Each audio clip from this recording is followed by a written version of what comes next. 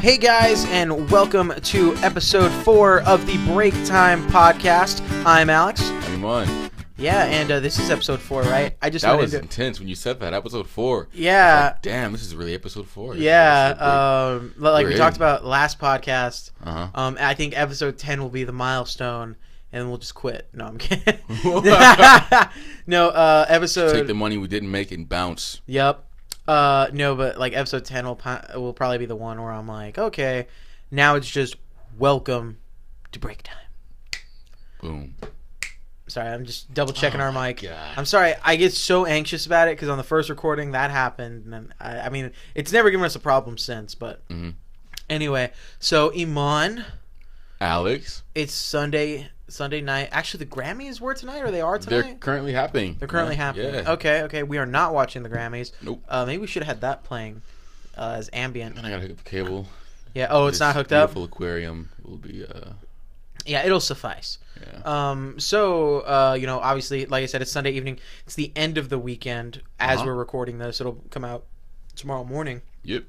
But how was your weekend, Eman? What did I do this weekend?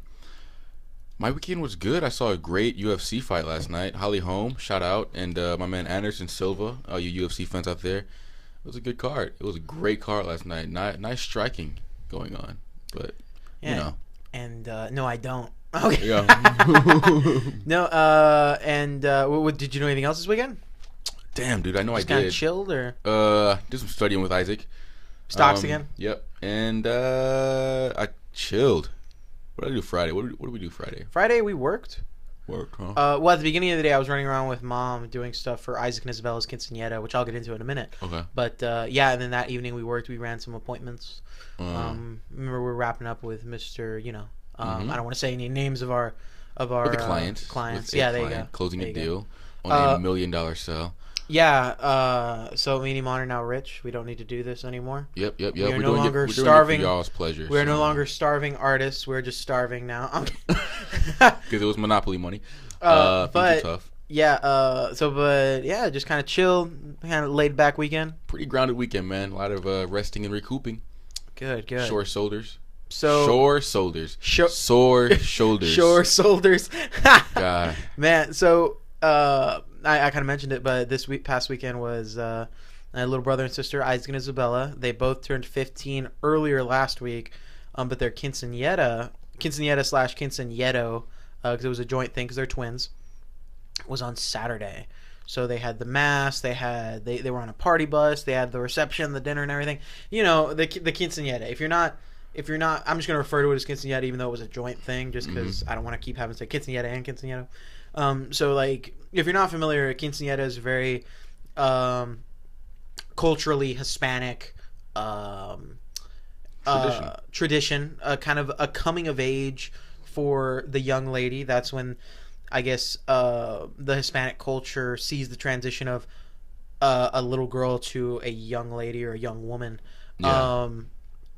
But yeah, so it's kind of like the Sweet 16, When but was that tradition established? for Mexicans. Yeah. And not as pretentious. I'm kidding. Really? It's equally. I was gonna say. I think it's a little more pretentious because when you have a Sweet 16, it's like, oh, it's you have little white Ashley right there. Oh, Yeah. this is my Sweet 16. We're gonna come out. The boys are gonna wear this. We're gonna dance. There's gonna be a little dinner, and we're gonna cut my birthday cake. And then with the Hispanic quinceañera, it's like, oh, we have to go to 5:30 mass. Father's gonna present everything. But you know what, man? You know what? I will give it to you guys. What's up? The quinceañera is really grounded in tradition. Yeah. And that's something that's completely different from the Sweet 16. Like, nobody truly believes that their kid, when they reach 16, is really becoming an adult or a different phase of their life. They just see it as, I'm going to serenade my kid because she's 16. You know what I mean? Or Exactly. He's 16. But a quinceañera is like, wow, my daughter's really becoming a woman. Yeah, well, I think it's an older tradition that hasn't caught up yet because I think if you want to go, at least to me, this is what I'm perceiving. I have not researched this at all, but from what I'm perceiving, the quinceañera is very much an older ideal because the Hispanic culture, because even my grandparents, it was very much, oh, you're married at 16 and you have a life, you're going to work, you're starting to provide for a family at like 20. Yeah. You know what I mean? So I feel like it's a very old tradition where you're set in the days of old where you grew up pretty fast. Yeah. So I think maybe 20, 30 years ago, 15 was the coming of age for a woman because the next 2 years she was usually married off. Yeah. I mean, and what's the cultural backing behind a Sweet 16? Yeah, but that's why I'm saying, like, so yeah. The quinceanera is almost leftover from an older culture, which is cool. But like you said, it's very grounded in tradition, and a Sweet 16 is very much, hey, Ashley, you're turning 16, and Stacy did it last week, so we're doing yours. Yeah. You know, it's very much just an overblown birthday party that for some reason is made up to snuff with a spectacle of like a wedding. And it's just insane. But a lot goes into the quinceanera because, like I said, there's the mass. People sponsor things, which I know is normally, I guess they do that during weddings and stuff, don't they, as well? You're asking the wrong woman. Yeah. Not married. The wrong woman? No, I said the wrong one. Oh, I thought you said the wrong woman. Anyway, so, but, you know, you have to do that. You have to do the mass. There's sponsors that help provide the cake, decorations, and everything. And then there's, like, a ceremony. You introduce the court. There's the last doll where they have a doll that was wearing the same dress as them. What? Yeah, my little sister, Isabella, she had a doll that was made to look like her. And the people who made the doll's dress look just like Isabella's dress. So it's like the last doll. It's kind of like... from my understanding it's like the last what do you call it? It's like the last plaything of a child. Okay. It's like, hey, you're an adult now. This is the last remnants of having your childhood kind of thing. Yeah. But yeah, you have that. Then you have the ceremonies. Everyone comes and talks. They do the cake. You know, they do the regular stuff, but then they just have all these other traditions just sprinkled in. But it was great. It was really fun. Me and my lovely girlfriend Serena helped run it. Well, you know, helped out my parents with, you know, running around and getting stuff done, and it was fun. It was a fun weekend. That was all yesterday. Like, we woke up at 7 a.m. I got Serena, brought her over to my house. Dude, it's a wedding pretty much. Yeah, but so. I got Serena over to my house at about 8 o'clock. She started doing... Serena's really good at the makeup stuff, and she was doing the hair and makeup for my mom and Isabella, which took hours. Craziness. Yeah, it was insane. And then we ended up running late because then after all that, Serena had to get ready. And then... Serena had to get ready, and then we finally got everything together because, like I said, it was hours of getting Bella and Mom prepared, and then probably like an hour of Serena getting herself prepared because she's like, I'm not going to be shortchanged. I'm going to look amazing. So then we finally leave. We get to the mass. After the mass, me and her were chaperoning, so we were on the party bus with the kiddos. I'm saying kiddos. These are like high school age kids, but to me they're small.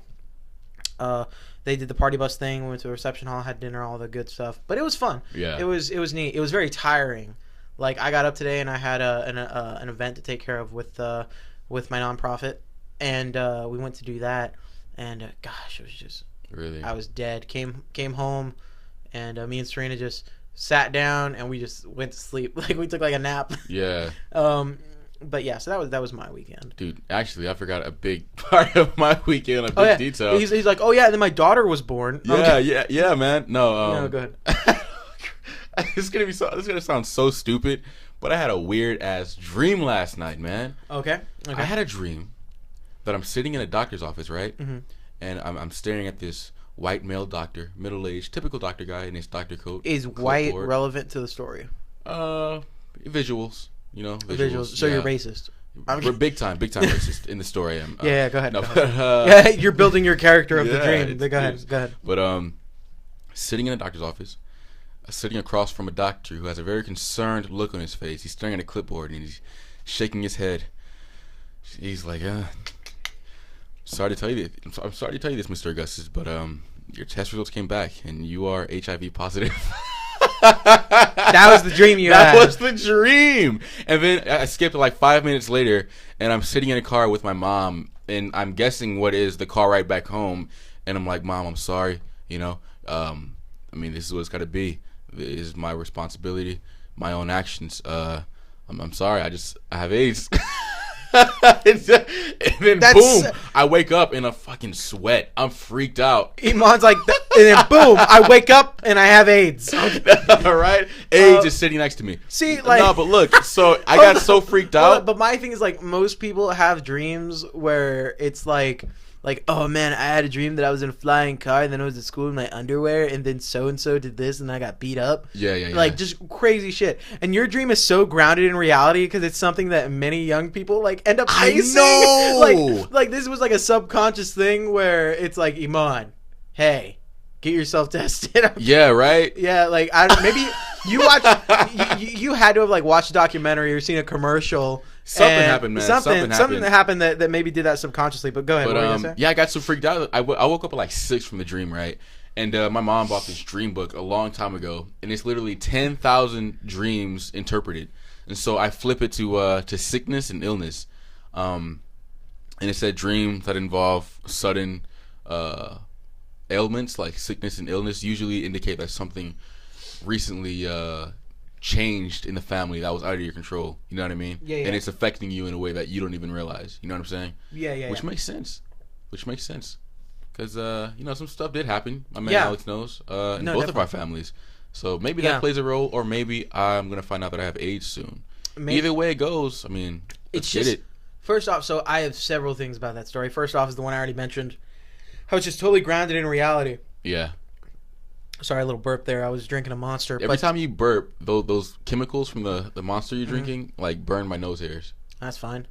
Our table is like it's not burning my nose. Probably hairs. 2.5 feet wide. So yeah, well, it's probably just about 2 feet because. Oh, most definitely, dude. Yeah, it's probably just about 2 feet wide. Yeah, 2 feet wide. I mean, that's fine. I'm not hurting. Anyway, I'm gonna burp more now because you said that. God, please. That was just me throwing up.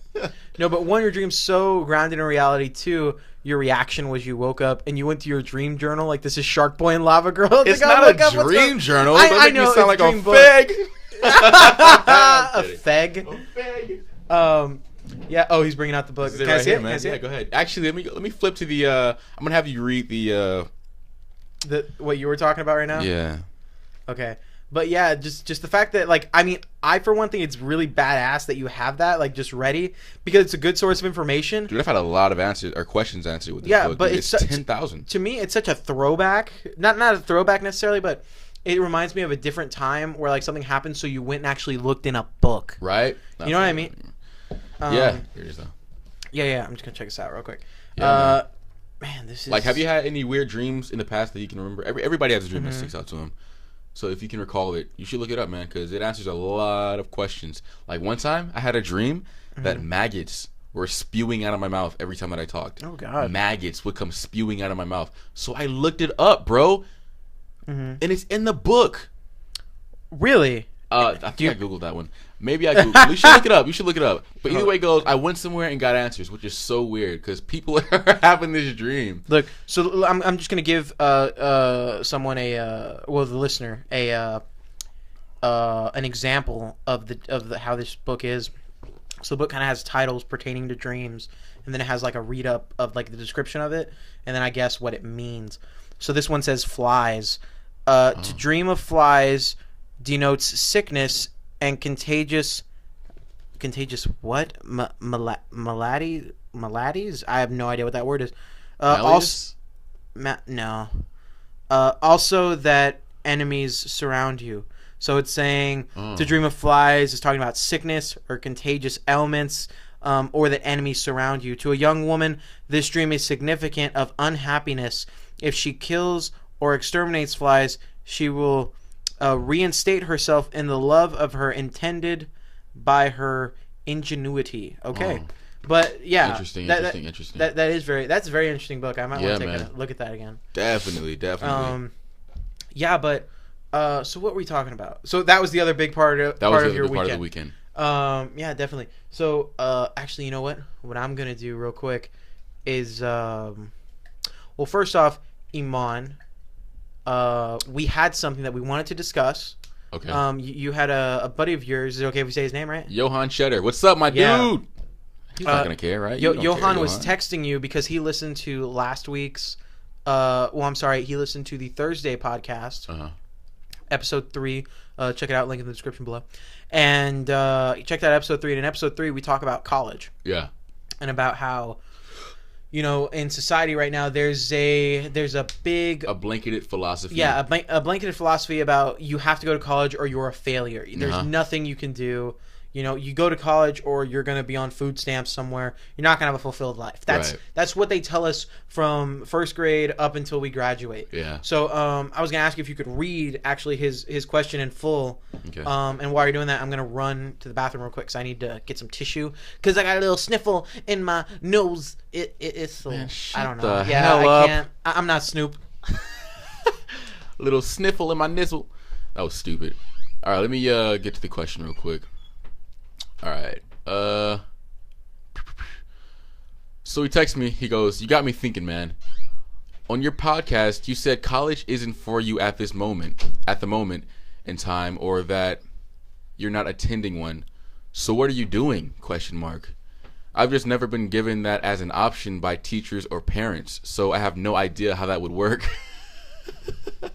So I found that legitimate ass question. Yeah. I don't mean to laugh. Johan, he's a very smart dude, but yeah, that's a good question. But I found that question the most interesting because, well, one, he asked it, and, you know, obviously we want to give an answer, because if we say something, at least for me, I don't want to just be like, oh, hey, this is what we said, well, reasoning, or like I have a follow-up question. I'm not going to be like, oh, no.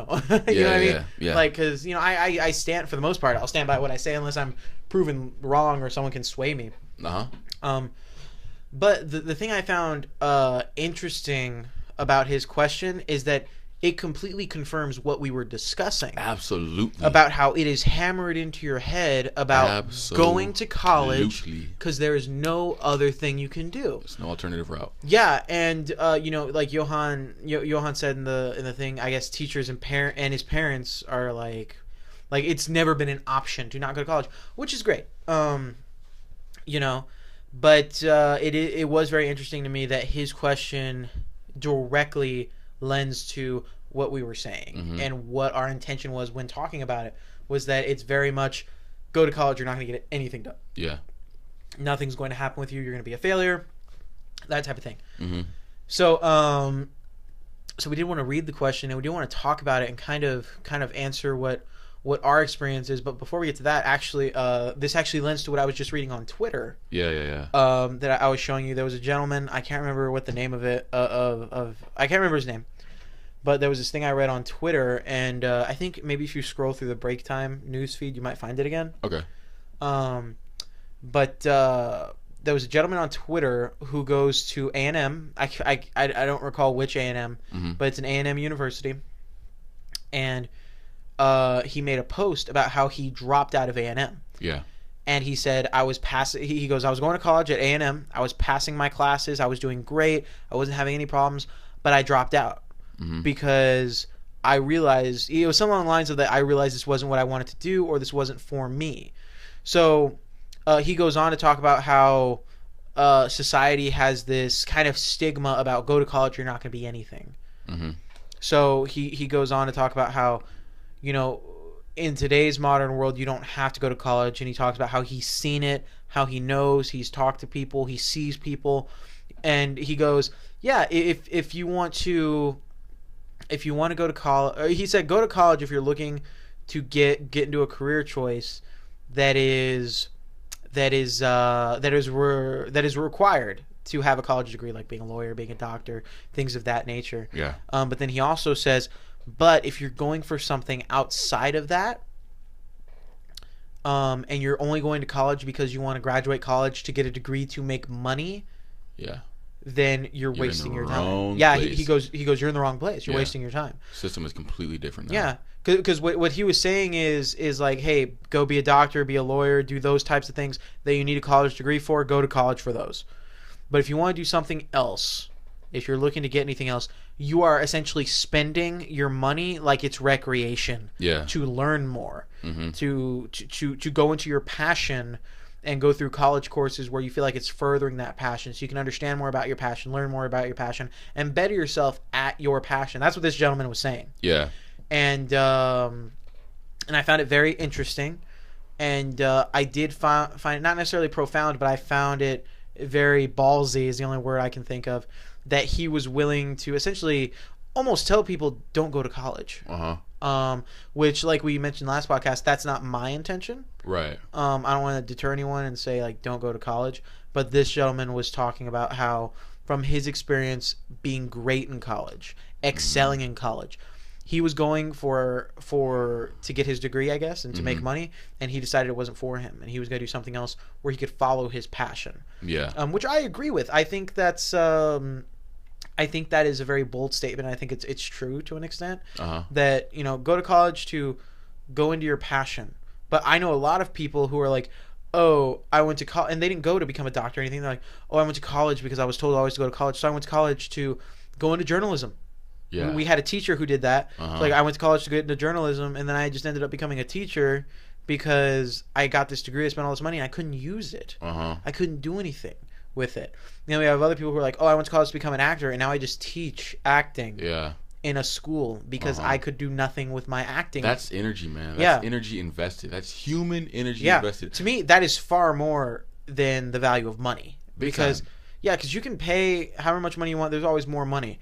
But your energy, your life force, and your time on this planet is extremely limited. Exactly. So if you're going to waste it or spend it doing something, you need to be sure that, at least to me, I feel that you need to be sure that it's what you want to do. I'll just be very forward and very blunt about it. Me and my parents have this conversation a lot because I do a lot of stuff with my charity group, and they're like, "Man, Alex, sometimes you're stressed out about this. Sometimes it's taking a lot of your time. Are you sure this is what you want to do? Like, what are you gonna do down the line for work?" Because I do work with my dad. I'm a salesperson, and I am when we're getting leads and business is good, I am very good at it because I'm not a salesperson. I just like talking to people, and I can talk to people on a very real level. That's what I feel like my strength is. But anyway, and I know I've expressed this to them, but you know, money is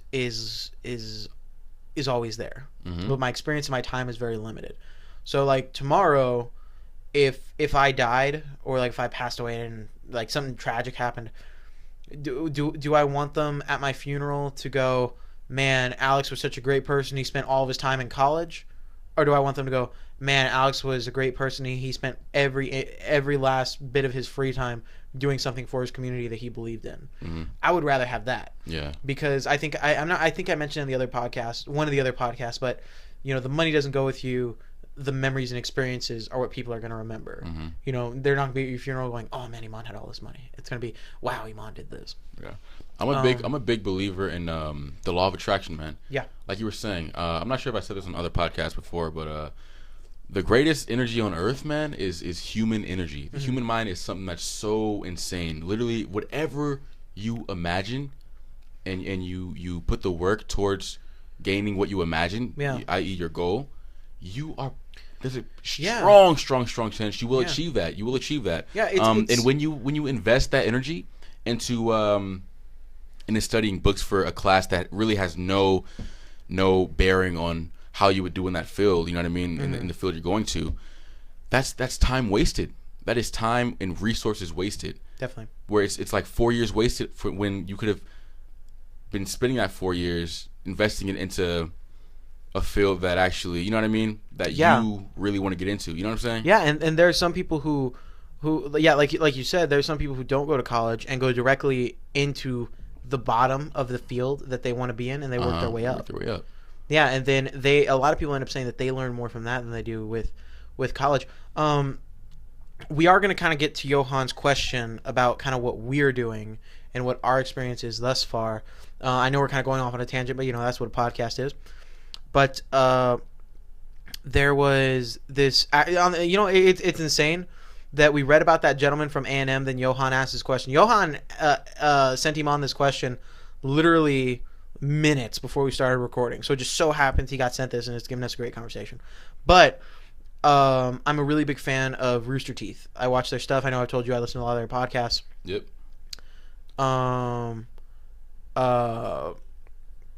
And Rooster Teeth has one of like their sub companies, I guess, Funhouse, and they make video game content and podcasting as well. But it was a video I watched on YouTube today about Funhouse, but it was about one of the interns that they had at Funhouse, and he was looking to get into production, video making, producing. So he applied for an internship, with Funhouse, who's this big YouTube and multimedia platform company, and he got hired to be an intern with them. And he says it explicitly in this video. He goes, I went to college to do this. I went to college to learn this and that about video production. He goes, once I was in the real business setting and I was helping and I was doing something, he goes, I learned more from that in the short time I did that than I did from any of my schooling in any college. So that really, that says something, especially about like with this gentleman from A&M that we just read about, that maybe going directly into what you want to do, even if it's at an internship level, you learn, Yeah. Because here's the craziest thing. A lot of people go to college, they get their degrees, and it's a common problem. You see it all the time. They get their degrees, they go apply for a job. Sorry, you don't have the experience, but you have a degree. Yeah. You know what I mean? Yeah. So it's like, okay, but it's most times I'm not saying it doesn't happen, but the other way around is hardly ever heard. Like, oh, you have the experience, but you don't have a degree. Yeah. Because if you have the experience, you've shown that you can do the job without the degree. So they're like, oh yeah. So here's my thing. It's kind of like, man, I'm trying to think of a good way to put this. Okay, I'll put it in the terms of like it's artificial experience, man. Well, I was gonna say like kind of like sex in a way. Like if you have a condom, if you go up to a girl and y'all are gonna get, like y'all are gonna do something, the girl's gonna be like, oh, you want to do this? Like you have the equipment for us to do this, but you don't have a condom, so we're not doing it.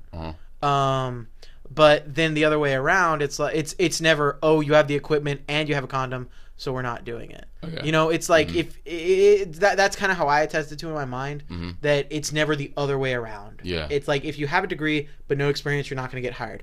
But if you have the experience, you've proven you can do it without the degree, and you're fine. So, but I found that interesting. But I don't know if you want to start. It's weird, man. The fact that he was literally baffled that we're not going to college. You know what I mean? He literally asked me, so what do you guys do? You know what I mean? Yeah. So to kind of get into Johan's question, personally, what do you do, Eman? What do I do? Well, we're salesmen. And the reason that I'm really psyched about being a salesman, though it's extremely grueling, really tough, is that it's a job that you can make six figures easily without college. You know what I mean? It's one of those careers where you don't need college, like a lot of other careers. And the character strength that's acquired to excel in this field, you have to build. You know what I mean? Yeah. Learning how to carry yourself, learning how to dress well, speak properly, how to write well, calligraphy, and just how to talk to people and how to sell something, how to sell yourself is so huge. You know what I mean? And it's going to carry over into any field that you decide to go to, and that's something I feel you can't really gain in college. Yeah. So that's why I took the time off to gain a skill, like I said, you couldn't learn in college. You know what I mean? And what I just kind of bounce off the salesman aspect of it, what I really dig about our job is that personally, I go out and sure, my job title is salesman. Yeah. But I'm not a salesman. There are salesmen that are very much like, oh, hey, we offer the best product in the industry, and come over here, come check this out, and oh, you have this? Oh, you have this issue? Well, this is the best thing in the world, and let me give you 50 pages on why and tell you why every other company sucks. Yeah. No. That's a salesman. We like me and you just had an appointment, and we went into the appointment and very honestly just walked in and said, "This is what we offer. This is what we can do for you. Yeah. And this is the price of this item. Do you have any questions? What can we answer? You know, just straight out." And because you were there, I was just talking to those people. Like it wasn't like, oh, hey, here's this and that. And not everyone's going to be the same, but for me, everyone I've run into, I've done that. I've just talked. Just very much like, here's this, and I'm just gonna express myself and talk to you. Yeah. Which personally, like I said, with the nonprofit, that's all I do in the nonprofit. I talk to people. Talk to business owners. I talk to other coordinators with other charity groups. Yeah. I talk to people. I talk with kids. I talk with members. It's a lot of talking, a lot of carrying yourself the correct way to, not necessarily to get done what you want to get done, but to be able to express a mission and to show others that they can have confidence in you, that you're willing to do whatever you can to help carry that out. Yeah. And I feel like me being able to do that goes into the salesman aspect of it, because then I'm just better at talking to people. I'm able to express. But So what are you doing besides that? Like, obviously you're not going to college, so Yeah, the stocks. I do stocks. It's also a huge part. If we're so obsessed with money, right? We see that money is the key to. We hold the philosophy that money is the key to all of life's gold. You know what I mean? Then why not learn? Why not master the art of money? Because money is an art. There's so many different terminologies that I just now learned about, and different forms of study that all revolve around finance. You know what I mean? And if you can master money and master if you can master money through investing, right, and you can master yourself through selling, you're a well-rounded individual. And all of this is experience that I have not gained in a class, in a textbook. Yeah, and to kind of answer Johan's question in short, as far as what we're doing, we went directly into a field. Yeah. We went directly into something that we didn't have to go to college for. Maybe not because we didn't want to go to college, but just because it ended up working out that way. Yeah. And we ended up going directly into a field where we're able to do something that it can be a professional career immediately. We went into doing it. There's a certain pay structure that we know about, that we have to kind of find out how to make work. But also, like Eman said, we have this job, but we're also doing other things that are furthering ourselves. Yeah. Like, Eman, we're both salesmen. Eman's a salesman, and when he has his time off, he studies stocks. He does that he has a passion for, that he likes to do. Similar to what the gentleman was saying in that thing about Texas A&M earlier. Me personally, I'm a salesman as well, and outside of that, I do things that further myself as a person, and further myself as just doing something that I think is relevant and that is worthwhile. So I do a lot of stuff with my nonprofit. I go out of my way a lot for it. I invest in it because I believe in it. I do a lot of things that I think I mentioned my nonprofit in an earlier podcast, but if you either didn't catch that or this is your first one you're listening to, I'm in a nonprofit currently called the Champions San Antonio. Actually, I'm one of the founders of that organization, and we take costume characters, superheroes, princesses, cartoon characters to events for children. So we go visit kids in schools, talk about anti-bullying, good educational habits. We go visit kiddos in hospitals, and we do a lot of other different charity, community outreach events. And we use superheroes and characters because kids can go, I want to strive to be that. Or they're like, oh, I know, maybe I don't want to talk to Miss Susan about what I'm going through or about this issue, but I know Superman. I'm going to go talk to Superman. Yeah. And I'm going to go do that. And that's actually something that we run into a lot, where kids sometimes don't want to talk to adults, but they'll talk to someone who is dressed as their favorite superhero because there's a trust there. So we do that, and I love doing that. I've had so many great experiences doing that I'm willing to invest a lot of my time into doing that.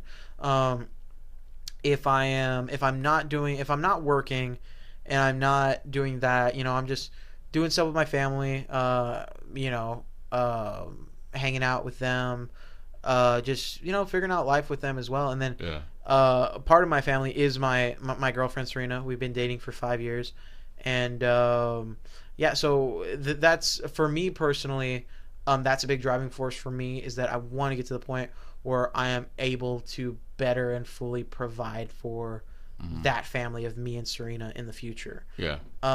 Because me and Serena have been dating for 5 years, and I've told my parents this, I've told everyone this.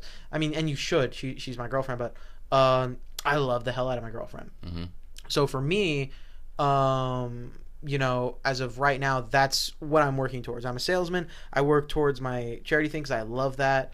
And hopefully maybe one day it can turn into something that maybe I can make an income off of. Not necessarily because I want to get paid, but because then I can do my passion 24/7. And then it becomes the whole like, oh, do what you love and you never work a day in your life.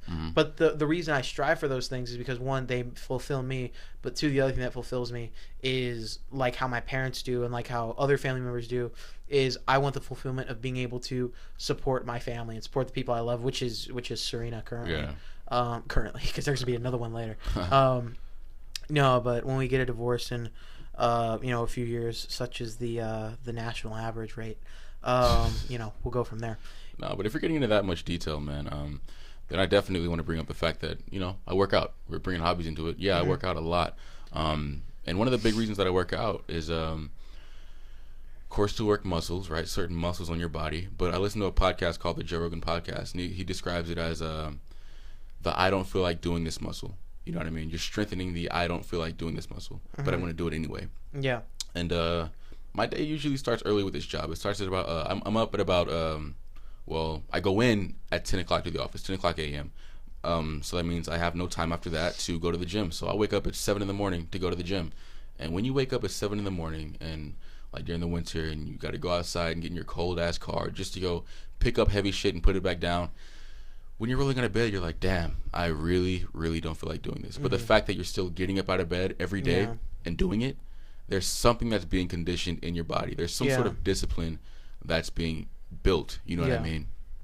And I feel like that's a huge component to anything in life. Oh yeah. That's one of the if I'm patting myself on the back here, that's one of the biggest things that I work for is discipline. You know what I mean? Because without discipline, nothing that you aspire to be or want will fall in place. Nothing, because everything requires work. You have to work for whatever it is you want. You know what I mean? And if you lack the discipline to work for that, you're sitting stagnant. You're not evolving. Yeah. The opposite of evolution is de-evolution, death. You know what I mean? You're not moving forward. You're fucking dying. You know what I'm saying? So yeah. Yeah. To kind of bounce off what you're saying about the I don't want to do this muscle. You know, stretching that, making that stronger, that kind of thing. I do something very similar. Like on those weekends where it's Sunday, I just had a crazy Saturday doing stuff with the champions. Yeah. And we have another champions thing on Sunday and or Saturday. And I've had a long day at work, maybe the previous day. But I've been in that situation where I used to work at Whataburger. And I've been in that situation where I worked at Whataburger on Thursday, got off at 4 a.m. to go home, to go to sleep by 5 a.m., to wake up at like 11 to do stuff with my family and my girlfriend during the day that had to get done, then go to work at 5 to get off at like 2, 3 a.m., to wake up at 6 a.m. to be at an event for the champions. An event that I'm not getting paid for, an event that I'm not getting anything out of, an event that I'm literally spending money to get to and participate in to further this organization. And I remember I've had those thoughts where I'm like I've never once acted on it, but I've always been like, I could not get up out of bed right now. Yeah. And the things that people call important, which are like money and all this stuff, I don't lose any of that. Like, I don't have to do this. But to me, I love doing it. Yeah. And it's something that I want to do. And it's something that even on the days where I'm like, maybe I don't want to do this. Like, I'm like, I don't want to get up. I do it anyway because, like you said, there's a discipline to it. And my thing is if you expect someone else to volunteer and to do something else like that, from my perspective, how the hell are you going to ask someone for them to wake up at 6 a.m. to get to this event where they're not getting paid to do any of that, but you can't do it yourself? That's kind of my standpoint on it. And, but yeah. And people will listen to this podcast and say, hey, you know what? Yeah, I'm working my I don't want to do this, but I'm going to do it anyway muscle. I go to work every day, and I hate that work. I hate that job. But you're getting something out of it. The big difference with those guys is, because there's a reason that we're doing that, but we're not miserable. The big reason they're miserable is because their work, the reason they're working that I don't want to be here, but I'm going to do it anyway muscle, is not, there's no growth involved. At the end, the end result, right, is no growth. Like for us, when we're working that muscle, we're getting up and going to the gym and doing charity events and studying stocks and going to work and having doors slammed in our face. There's growth, personal growth. Definitely. That we can put into the world and make it a better place. Yeah. But the growth from going to a 9-to-5 job that you don't want to do, but you're doing it anyway, the only growth in that is a fucking paycheck. Yeah. Is your wallet. Man, your wallet is the only thing that grows. It's almost like my whole weekend was preparing me for this conversation, because there was another thing I saw on Facebook, and it was Jim Carrey speaking at a college graduation. Love Jim Carrey. Yeah, Jim Carrey, he's great. Like, he's a funny goofball, but like when he talks on a real level, extremely smart guy, extremely profound guy. The things that he says. Smart people are. Oh yeah, is a sign of intelligence. Oh yeah, that's why I'm funny as hell. A lot of smart people are. A lot of funny people are. Yeah, yeah, but no. So Jim Carrey was talking at this college graduation, and I'm paraphrasing a little bit because I don't remember verbatim, but he said that that people are scared of chasing after their passion, and they think that their dreams are unobtainable, that they're impossible, they're light years away, they're never going to reach them, so they play it safe. And he goes, his words were, I'm trying to think of exactly how he put it, but he said that we mistake fear for practicality. Okay. Because people go, oh, well, I can't be an actor even though I want to be. So the practical solution is to maybe be an actor locally, or is to maybe go into being a stagehand, because practically I can get a job like that. Yeah. But that's fear. I'm scared I'm not going to get a job as an actor. So my concession and my what's the word? My solution is to negate that fear, take out that fear by not trying and doing something that's easier to obtain. So, and I totally agreed with that. And he goes, he told a story about his father. He said, when I was younger, my father wanted to be a comedian, but he felt that he wasn't going to be able to support his family. Felt that it wasn't a job he could do. Yeah. So he took a 9-to-5 job working at like a bank, I think it was. It was something like mundane like that, like at a bank or a company of that nature. And then it was something he didn't want to do, but it was a 9-to-5 job so he could make an income to support his family. Mm-hmm. And one day his dad got fired. Okay. And they just, out of nowhere, he got laid off. Not fired, but laid off. Like they were getting rid of people. Yeah, I've heard this. And he said, his words were, so my father showed me at a very young age that you can fail at what you don't want to do. Yeah. So why waste your time doing that if you can also fail at what you don't want to do, instead of trying hard and failing and keep trying at the thing that you want to do. Mm-hmm. So it came down to, you can fail at your passion, sure, but you can also fail at something that's not your passion. Exactly. So you might as well go after your passion. Beautiful. Yeah, and I loved that, and just to me that resonates a lot with me. Yeah. Because like I said before, I don't not want to go to college. Yeah. But I'm also trying to figure out what exactly I want to do. And how I can stretch myself to get to that point. Yeah. I'm lucky, man. I feel like I'm a lucky one. I was saying you're the lucky one for finding something you're passionate about. Yeah. Yeah, I think I found that too, man. And one of the sure signs that I knew that I found that passion is Isaac and I were sitting in this room trading probably a few weeks ago.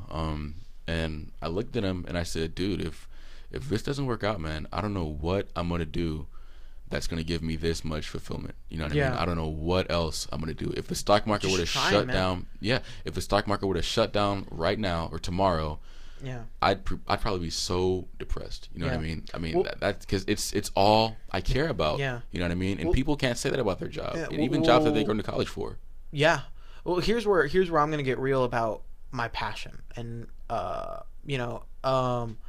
nonprofit is not currently, but it has been in a position where, how do I put it? It's been in a position where we would have to potentially cease operation. Mm-hmm. And that has happened, where we've been in a position where that is an option. And every time that has ever come up, or every time it could potentially come up, I'm never like, oh no, it's gonna stop. Mm-hmm. My mind automatically goes to, okay, well, how do I keep going? How do I keep doing it? How do I get people involved again to keep on and to keep doing it? Because it's something I love. And tomorrow, if for some reason my nonprofit, if tomorrow for some reason my nonprofit were to close down, or something was to go insane and someone blows it up, right? I wouldn't stop. I would do whatever I had to do to keep doing what I like doing. Yeah. Because it's, like I said, it's my passion. I dig it more than anything else I've ever done. Mm-hmm. So, but yeah, so to kind of that's huge, man. I guess bring all this rambling full circle to Johan's question is, what do you do if you don't go to college? It's a foreign concept almost. Mm-hmm. And to me, I think it is very much, if you don't go to college, if it's not an option, or maybe you don't know, it's just about finding your passion, finding the thing that you're good at or that you want to excel at. Mm-hmm. For Eman, his passion is partly his hobby of working out, doing that, and the other part of it is trading stocks and learning more about that to become better at that. And I've already talked about what mine is. And for us personally, on a real level, it's about growing that and becoming even better at the thing that you're passionate about and always learning about. Because when it comes down to it, that's what's important. Because like I said, and I will say it every single podcast if I have to. At the end of the day, what you're going to be remembered for is what you did, not what you had. Exactly. So, even if what you did is as simple as planting a garden. Yeah. So Johan, the answer is, I guess the direct answer would be, if you don't go to college, what do I do? I don't know, because I know we just kind of laid out like this is what we're doing, but everyone's experience is different. Exactly. There's not college. College is safe in the way that there's a structure. There's something to do. Go to classes to study, to get a good grade on the test to get your degree. Yeah. And not going to college is figuring it out to succeed. You lack street smarts. Kanye West said it best in his graduation day album. He said, scared to face the world, complacent career student, some people graduate but be still stupid. Yeah. They lack any sort of idea of who they are. Yeah. They lack any sort of experience of how the world actually works outside of a passing period, Definitely. outside of a textbook, outside of gym class, outside of social studies. You know what I mean? Yeah. The construct of what we think life is, what we've been told life is, and how it's going to work. You know what I mean? Because like I said before, it's a facade, man. In those halls is a fucking facade. Yeah. And I've learned so much more in these past few months of graduation than I did in my full 12, 13 years of school. It's crazy. Like I said, 13 because you got held back. Yeah. Yeah, me 14. Okay. Yeah. I got held back twice. Couldn't read, man. Yeah, I got held back in first grade twice because I couldn't read and they thought I was just stupid. Turns out I had dyslexia and they just weren't doing anything to help me with that dyslexia. Man. Anyway, but me, I was ADHD like a motherfucker. Yeah, man. Well, that was part of my issue sit too. Down. Yeah, I was really hyper. They classified it as being too immature, right? Put that on a first grader. Yeah, right. Like, yeah, he's too immature. You're too immature, kid. His What's grades wrong? are fine, top of the class, but he's way too immature. But yeah, so the thing is just it's kind of just something you got to figure out. There's not shame. Yeah, I've known and maybe that's more exciting because maybe that's more that brings about more failure. And failure is exciting. Exciting, but also terrifying. To me, failure is exciting because it's it's terrifying when it happens.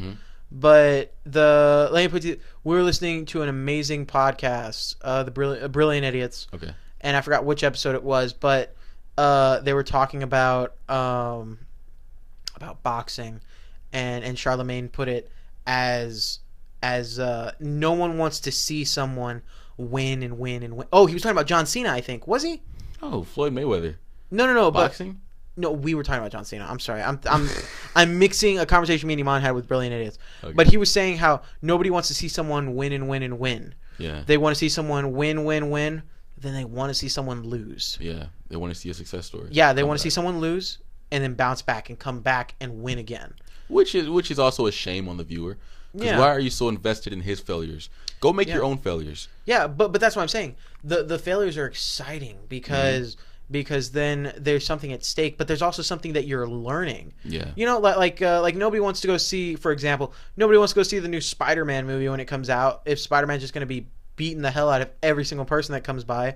If no one poses a threat or if he doesn't lose a battle, there's no tension, there's no growth, there's no, here's the thing I just learned about my enemy that I'm going to exploit the last 10 minutes of the movie to finally defeat him. Yeah. Like, that's the thing you learn, and that's why I think failure is so exciting. I have a really good quote that I put on Instagram.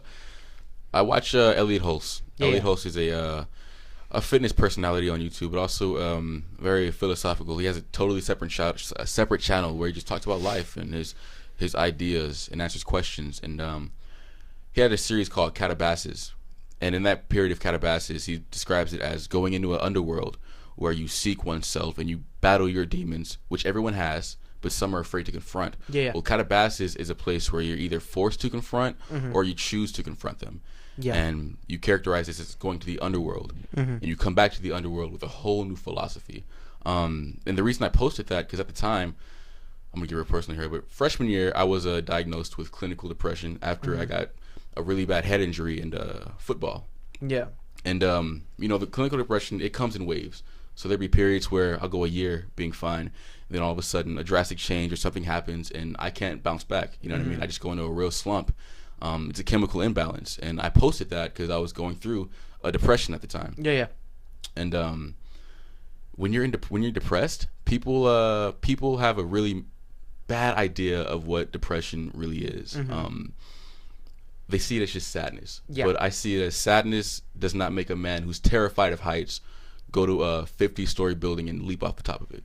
Yeah. He's not himself anymore. It's the power of a chemical imbalance. Yeah. But when you're in that state of depression, life, your perspective is totally taken from what it was. You know what I mean? You're not yourself anymore. You see life in a completely different way. You know what I mean? You feel guilty about things. You feel insecure. You're just battling demons that are within you. And when you come out of that depression, you every reaction has an equal and opposite reaction. Yeah. Just as sad as you were, you're like that, but it's happiness. Replace that with happiness. And your perspective is totally changed. And I know depression is a very extreme case of that. But even an athlete who breaks their foot, they're going to go into a slump. You know what I mean? And in that slump, their perspective is not football, it's not basketball, it's not work.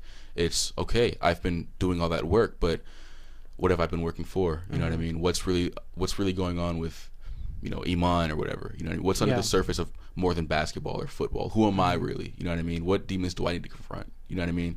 So it's weird how the universe sort of has a way of forcing you to confront these things. You know what I'm saying? And when you avoid it, when you refuse to confront, no real growth happens. You know what I mean? No, definitely. No real growth happens. Yeah. So that brings us back around to, what we said about failure. Yeah. To me, it's exciting to invite failure. Even though it's scary, it's exciting. Because you get to see what you're working towards. Maybe you get to see how those failures affect you and how they make you even better at what you're striving for. So again, the college thing, that's what it is. If you don't go to college, you're not going to be a failure, but you're gonna fail. At the things that you try until you hit the sweet spot. Or if you're lucky, you just happen to get lucky and you can go into something where you're able to prosper, or you're able to do even better, then that's outstanding. And that's something you can be really excited about. But to bring it all back, college is, you do it and you excel at what you want to do because you're passionate. Which I think is what we've been getting at the whole time. But if your passion either doesn't involve college, or maybe you feel like you can get to your passion without it, maybe that's something you should try as well. The difference is that tomorrow, if I get a call and someone goes, and this has actually happened, I've read stories where these things have happened. So, like, for example, like, this isn't a verbatim one I read, but I've seen, heard about, and read stories where this has happened, where someone wants to go in, for example, acting, and then they're getting out of high school, they're getting ready to go to college, and like a company goes, hey, we want you to act in this TV show because we saw you do this.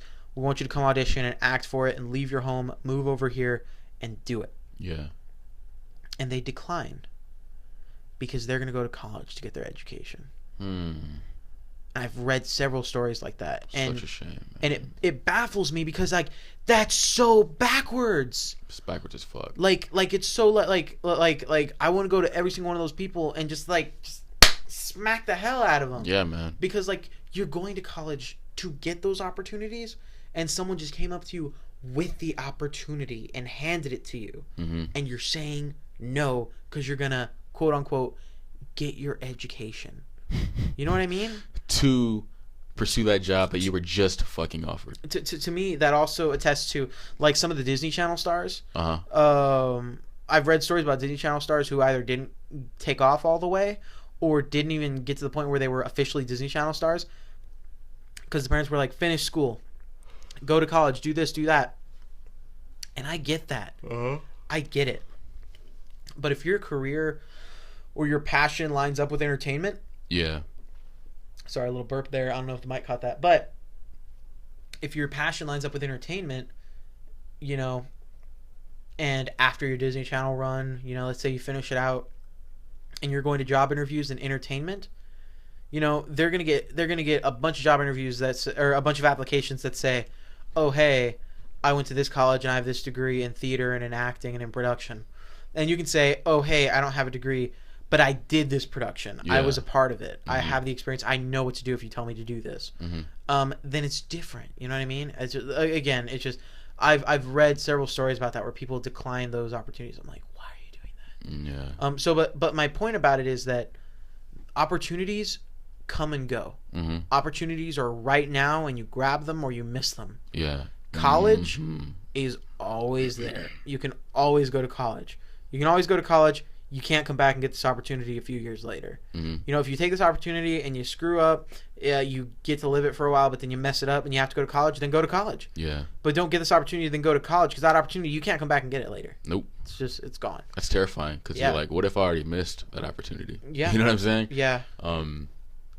So to me, that not going to college, I think, because I think that it would be scarier to go to college to miss an opportunity than to have the opportunity to not go to college to go into what you want to do. Yeah. But that like we always say, that's our opinion, and our opinion may change. But right now, this is what me and Eman feel, and this is and maybe we're onto something. Maybe the universe is telling us this is what we should talk about, or this is what's going on. Because, like I said, I just realized my whole weekend I was just getting tidbits of stuff. The Funhouse thing about the intern and how the actual production stuff that he was doing helped him more than college.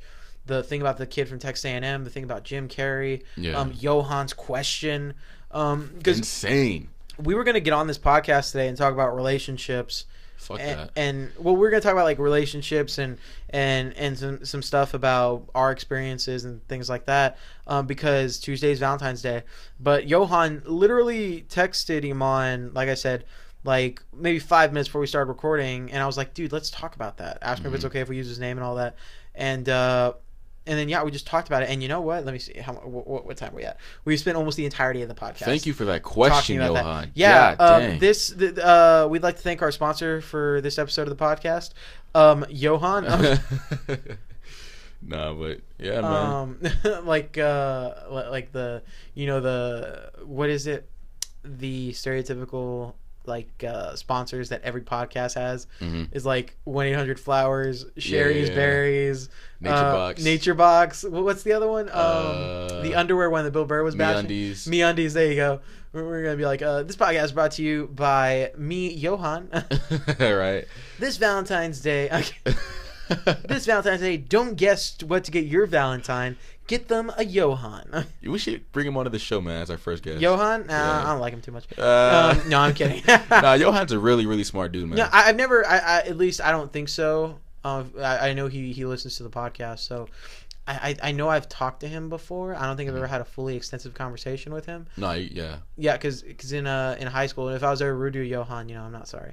But in high school, I was rude to a lot of people, because I didn't want to talk to a lot of people. Yeah. A lot of people, I just didn't want to deal with the BS. So I was like, I don't care about your high school drama. I saw some stuff yesterday, and I'm not because that's how it was for me, junior and senior year of high school. Yeah. Where I would I can't go into too much detail, but I would go to an event with the champions where I would meet someone or do something where I was in a situation where someone was maybe dying or someone was in severe pain, and I would see those things, and I would go to school the next day, and somebody wants to come up to me, oh, did you hear that so-and-so's cheating on so-and-so? And I'm like, I don't care. You don't know what happened to me this weekend. Your problems are irrelevant. Wow, man. Someone is no longer here, and this is what you're worried about. So I really struggled with that junior and senior year of school, because I was just like, stop. And you can't blame them. You can't, because that's their world. We've talked about it before, but that's their world. You know what I mean? All you can do is nod your head and keep it moving, Yeah. Because then when you take that mind state, it's easy to develop a sort of high horse mentality. You know what I mean? Where you peasant, get away from me. You don't know what I've been doing. You know what I'm saying? Yeah, and honestly, that's why I didn't express it. I never told people that. I was never like, oh, you don't know what I did this weekend. Your problem is petty. Get away from me. Ugh, disgusting. I'm Thor. Odin's. I'm kidding. But no, it was more like I was blatantly rude to people. Because someone would come up to me and they'd be like, Alex, I'd be like, I don't care. I don't like you. Don't talk to me. Right. I would verbatim sometimes say that. And people would get upset, walk away, or people would be like, oh, Alex, kidding around. But it was literally my kind of defense mechanism to avoid being like a high horse asshole and going, you don't know what I'm going through. Get away from me. You know what I mean? So that was kind of my thing. But yeah, because we got that thing going together, man, and when we were doing it was so easy to like sort of I don't want to say look down on people, but I'm gonna say it like look down on people, their activities, you know what I mean, and what they valued and what they woke up and lived for every day. Yeah. Because it was complete bullshit a lot of times. Yeah, because I can't talk about this. The first time we did a big hospital visit, we walked in, everyone was all happy and all smiles and excited to see these kids. We walked into the children's ward, and there was a little girl walking around. And first hospital visit, right? Yeah. Yeah. There's a little girl walking around with her mom, and she had an IV attached to her. Little girl, like maybe 4 or 5 years old, and she's like screaming and crying, and she's like, I don't understand why I hurt like this. I don't know. Dude, the screams, man. Yeah, and I remember I saw that, and everyone who was all smiles and happy completely went down. And I remember Serena was with me at that time, and she looked at me, and she was like gonna cry, and like I was gonna cry, and I was like, I was gonna cry. Yeah, and I was like, you need to calm down. You need to not cry because you're gonna make me cry. And if we cry, we're gonna make all of this worse for them because we need to seem like we can handle it. Yeah, exactly. And she was like, okay. So that was the first time man. Yeah, that was the first time I saw that, and I was like, that was the first time I kind of went like, man, the things I've been worried about and the things other people my age are worried about are completely irrelevant compared to this little girl being a little girl and having to live in the hospital. You know what, man? It's literally just like, not to cut you off, but it's literally just like people who come back from war. Yeah. Because their reality is completely different. Yeah. They've seen a different side of the world of life, of what life can be like for people and what life is like for people. Yeah. And then they come back to America or an established country where, in the words of Bill Burr, the biggest trending topic is it's not a kid who just got killed in a bomb blast, but a fat actress posing for the cover of a magazine. Yeah. You know what I'm saying? Yeah, and it is very similar. Puts it into perspective. Yeah. It is very similar because, obviously I keep saying it. I can't go into too much detail. That's why I'm not naming when this was or what hospital or names of anyone, but or what events when. But like I've met kids and I've met people that aren't here anymore, and that I've met, and then days later they weren't here anymore, and I think that's I've known more of those kids that are no longer here than I would ever want anyone to know. You know what I mean? Yeah. And it's difficult. It's really. I remember there was a young man that we went to go visit personally, and then when we did a hospital visit, we saw him again in the hospital. Okay. And we actually ran into him. We said hi to him and stuff. Then later he was on the news because he had passed away, unfortunately. And in the pictures that they were showing on the news of him when he was alive, was one of the photos of our guys from our organization with him. It was on the news. And I remember make me cry in this goddamn room, Alex. Well, I remember I went upstairs and my mom was like, "Are you okay?" And I was like, "I'm fine." And I went upstairs and I remember I just like, and I'll say it. I'm not afraid to say it because when it's something like that, I think it's okay because you have to express it. I remember I went upstairs and I just cried because I was like, I've known this person. I talked to this to this young person, and they were a part of my life for a while, and they were fighting a battle they didn't ask for.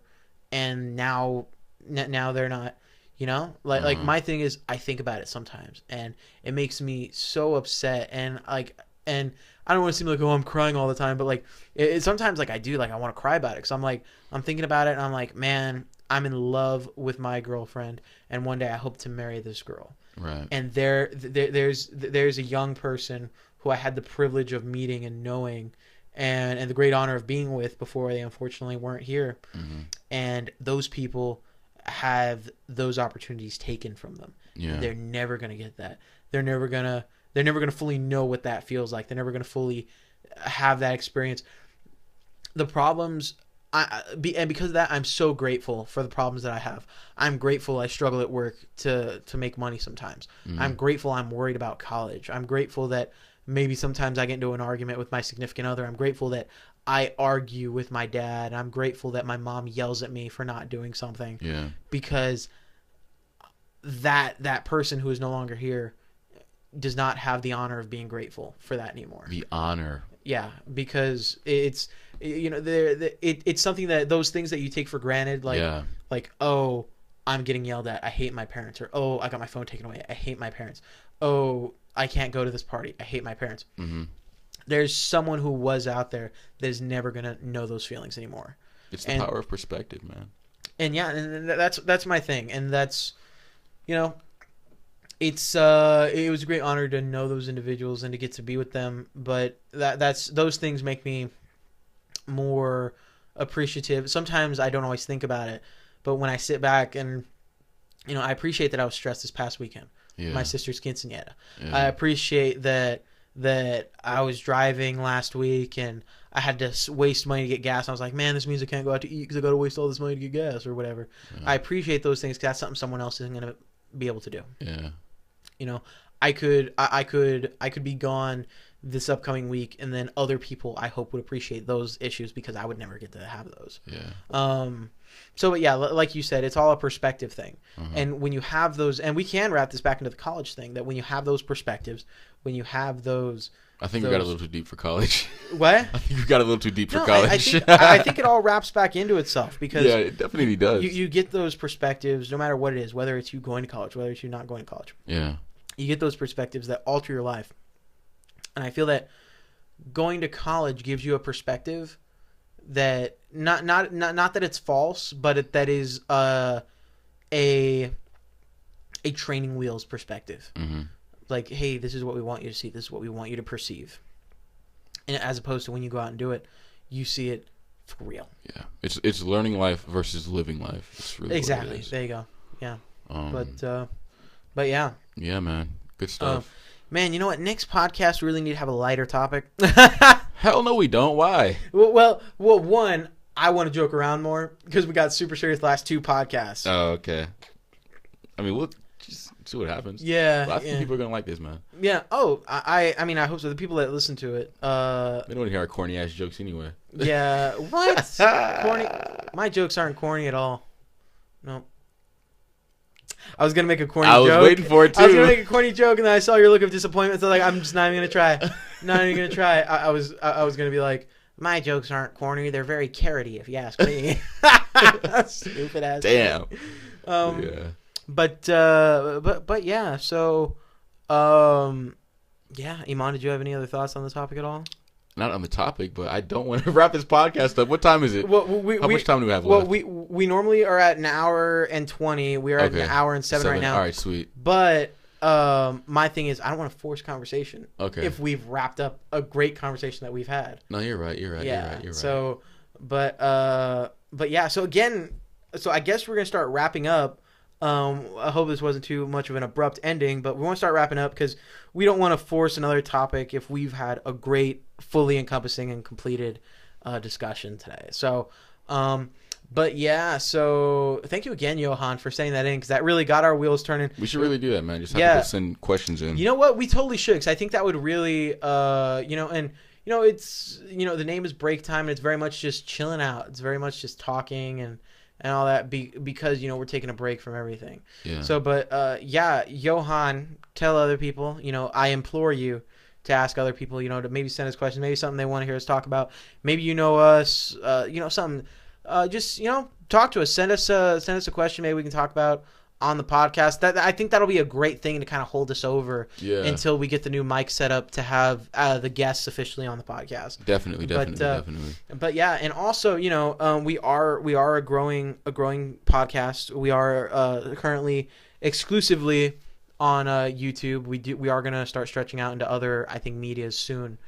But but please, share our podcast with your friends if they like podcasts. Give our stuff a like, just so we know that the people who are listening are appreciating it. Mm-hmm.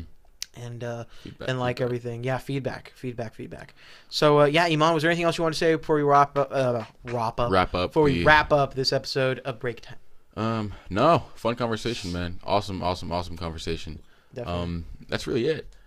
All right. Yeah. See you guys Thursday. Yeah, definitely. So again, this is the Monday podcast. We are uploading our podcast currently every Monday and Thursday until we decided is way too much for us to do. And but yeah, so again, guys, thank you very much for tuning in to this episode of Break Time. We hope you tune in with us during our next episode, which will be the Thursday podcast episode, which will be episode 5 of Break Time. So actually, sorry. No, go ahead. Actually, if you guys have any questions, don't hesitate. Just send in just DM me on my personal account, or the podcast account if you follow it.